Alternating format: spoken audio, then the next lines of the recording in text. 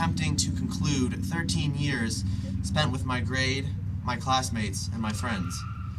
Trying to do so in an entire graduation ceremony is impossible, let alone in one short speech.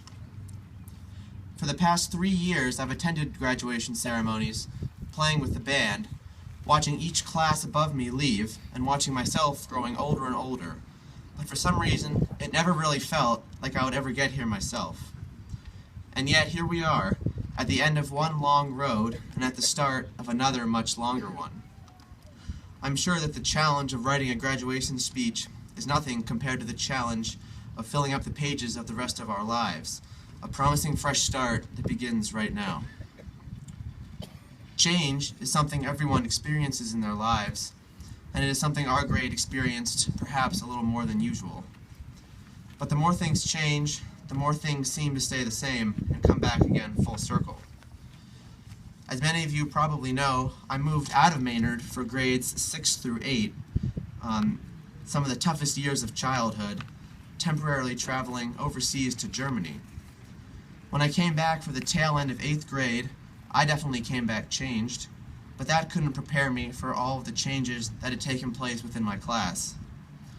Even though I remembered pretty much everyone, it was hard to put a name to anyone's face, as everyone had grown up and changed so much since I left.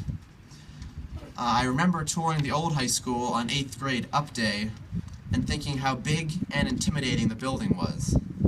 First impressions can definitely be wrong. It's amazing how much we've changed still from 8th graders getting our first look at high school to now, as seniors at graduation, as we get our last.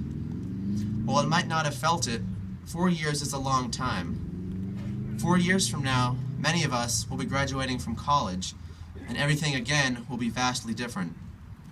But I think that if the class of 2015 has proven anything, it is that we are incredibly resilient and willing to adapt and acclimate to change. Ending high school is merely another change that we will be ready to face head-on.